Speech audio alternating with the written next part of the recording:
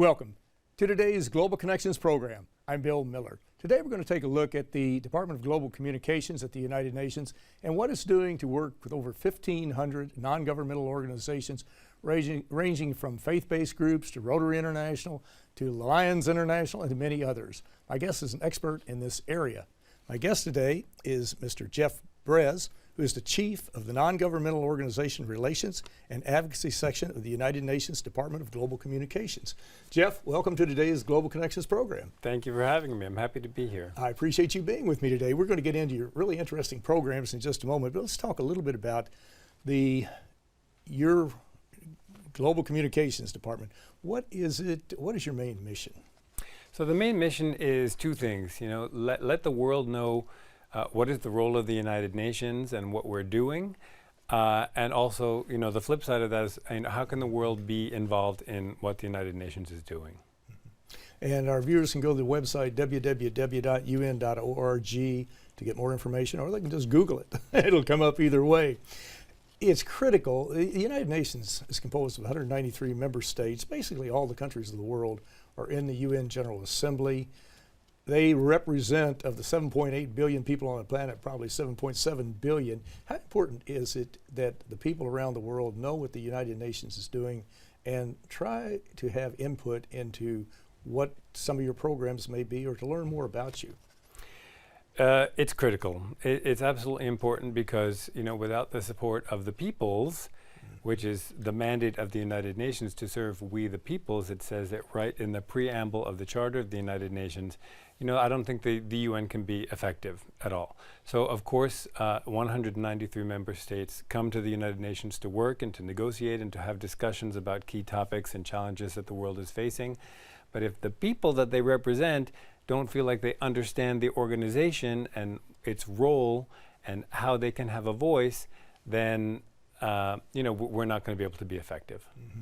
And it's amazing for anybody who's looked at the United Nations, read about it, studied, or came around this place very often. It's amazing how many issues and topics the UN is dealing with, everything from A to Z. You deal with human trafficking, with war and peace, and Yemen, Syria, wherever it might be, involved with a variety of things such as helping move aircraft, ships, mail, weather information around the world through the specialized agencies, just all across the board. And a large number of these programs and activities touch people all around the world.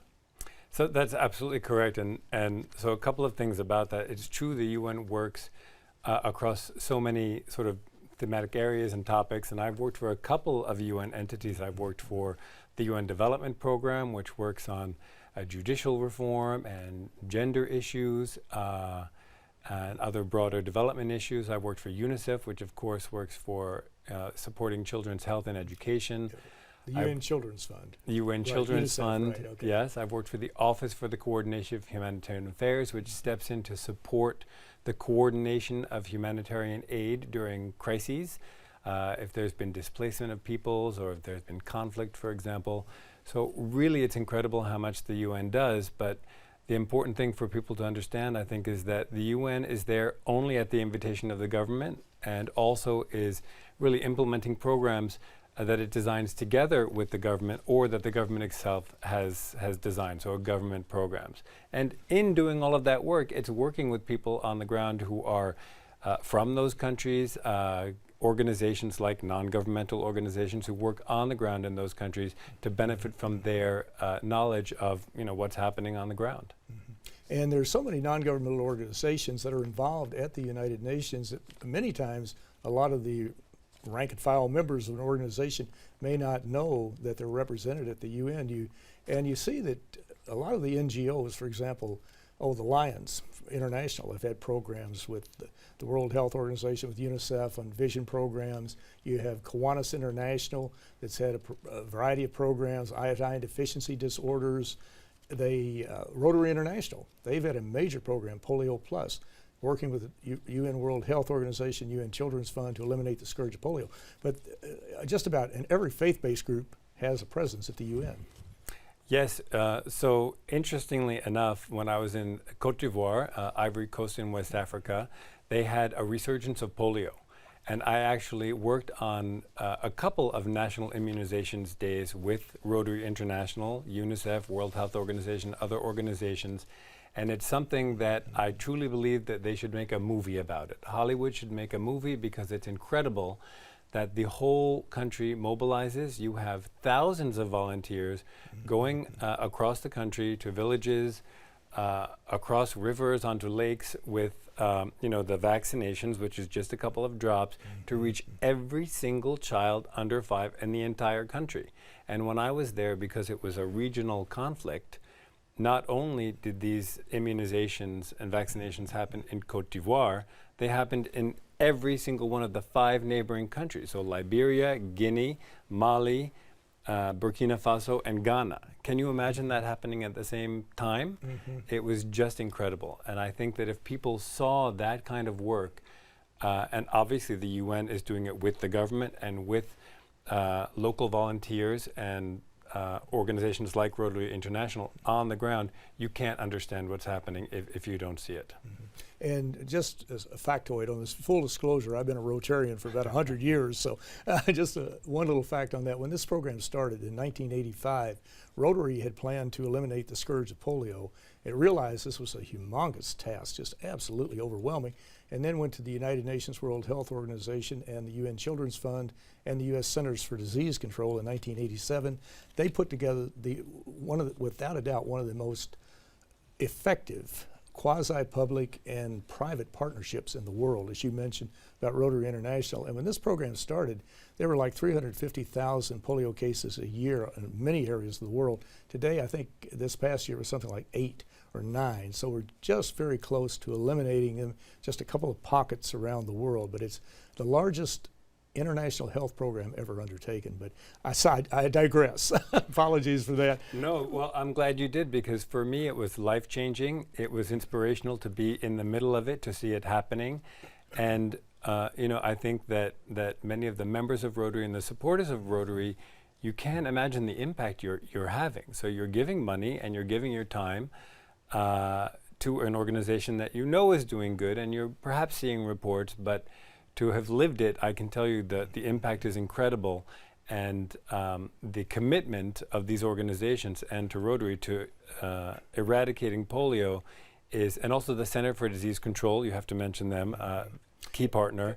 It's absolutely inspiring. And now Bill and Melinda Gates Foundation's involved, and many others too. They're not by themselves. Well, let's talk about your program. Okay. Indirectly, we've been talking about them. Let's do that.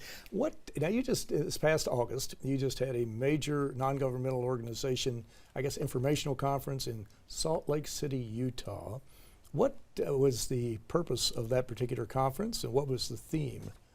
So the purpose was to sort of have an international, global conversation about how to build inclusive and sustainable cities and communities in the United States, but not here at the UN headquarters, outside, so that we're reaching a new audience and allowing sort of, if you will, a new kind of conversation to take place. Bringing people from around the world to a place like Salt Lake City, where many people are probably skeptical about the work of the United Nations and the value of the United Nations and the multilateral approach, but putting them and their own expertise and experience also in touch with people around the world to have conversations about inclusion and sustainability. It was absolutely tremendous.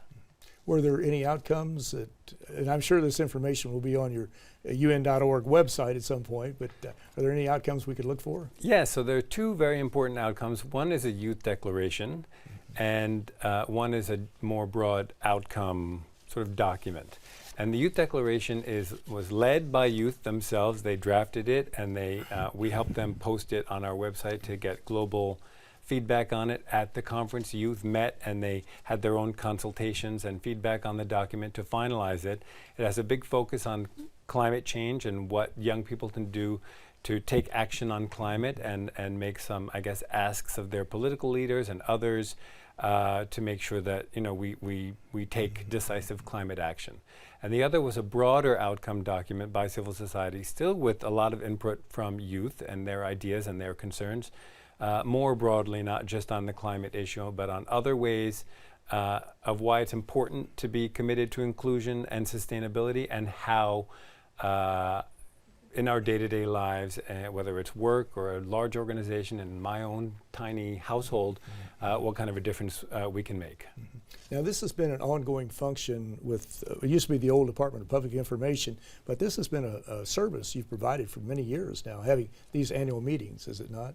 Yes, this was the 68th, which is incredible to think of. So I've been lucky enough to, they're not every single year, but almost every year, I've been lucky enough to be involved in, I think, 5 now. A couple here at the UN headquarters, a couple abroad, or one abroad, and this one in Salt Lake City. And they're always amazing opportunities for people working on issues on the ground to come together from around the world and share their experiences.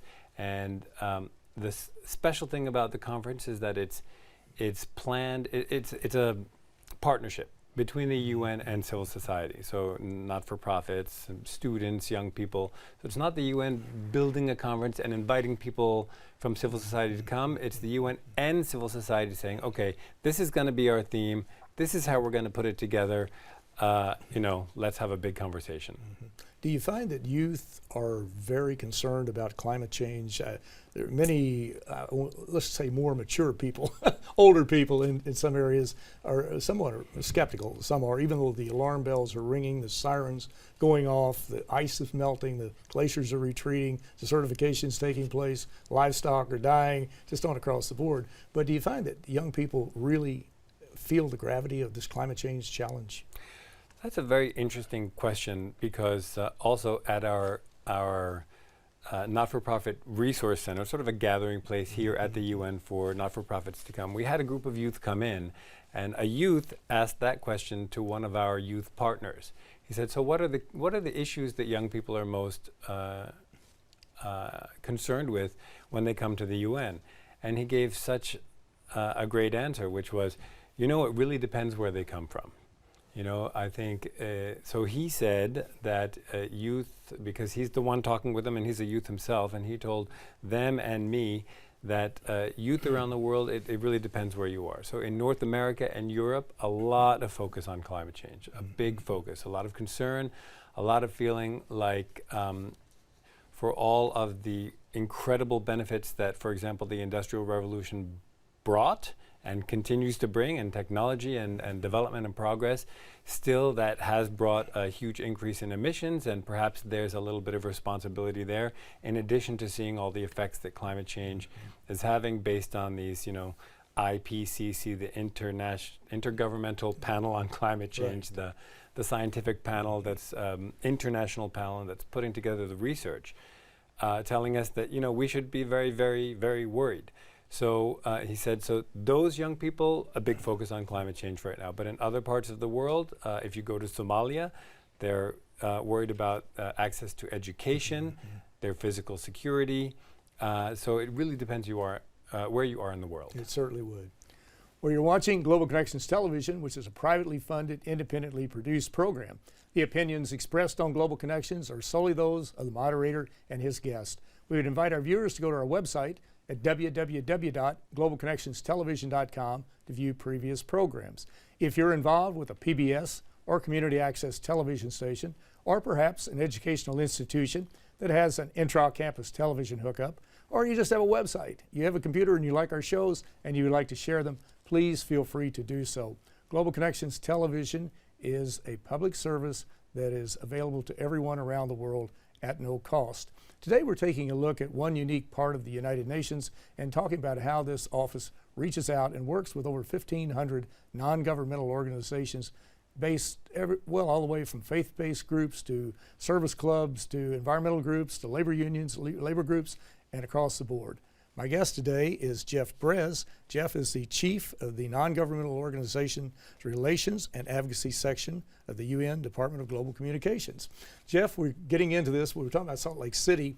You're talking about communication. You've developed new partnerships with the film folks, with the TV people, to help get the message out, because the traditional media do not cover the UN. It's a media person, and you too, you could probably say that, or maybe I'll say it, we'll do that. But they do not cover all the issues. There's so many issues here, but what are you doing to help get the word out and develop unique partnerships to focus on some of these issues and probably to talk about the Sustainable Development Goals, I would imagine. Yes, so really that's our focus, right? So how do we reach the largest audiences possible across languages, across the world, in different countries? How do we explain what the United Nations is doing and advocate for the issues that are important to the member states and to the Secretary General and that we're mandated to talk about? So I guess there's 3 areas under our Department of Global Communications. One is news and media, so it's run sort of like a digital news and media outfit, I guess. So we create a little bit of our own content, so documentary type of things, as well as short videos. We run our social media channels, which are very, very successful, and also content and news about the UN in multiple languages, more than 9 languages. So the 6 official UN languages, plus other languages including Kiswahili and others. And then we have a campaigns, so strategic communications area, where people are focusing on putting together campaigns for different issues like, for example, the transatlantic slave trade. There's a program to raise awareness about the victims of the transatlantic slave trade all these years later. And the legacies of that. There's a program to educate people about what happened during the Holocaust and to prevent future genocide. Those are just 2 of many, many examples. We work with universities through a program called UN Academic Impact. So my team works specifically on trying to build partnerships with television, film, the entertainment industry, and even sports. So the rationale behind it is we have a certain reach as the UN. It's global, but typically a little bit reduced. So how can we increase our exposure to bigger audiences and get our messages to bigger audiences? That's what we look for in partnerships with the entertainment industry. Right before we came on the set, you mentioned 2 unique entities, which I personally was not aware of. One was Thomas and Friends. What exactly is that? So Thomas and Friends is a television show for children, for preschoolers, that was developed by a British gentleman who had a sick child at home in the 50s, I believe, and told him stories about a tank engine named Thomas. And his son enjoyed those stories so much that they became a book, and then that turned into an animated series, and it's become one of the most beloved children's sort of franchises in the world. It's in over 150 countries, seen in over 50 languages.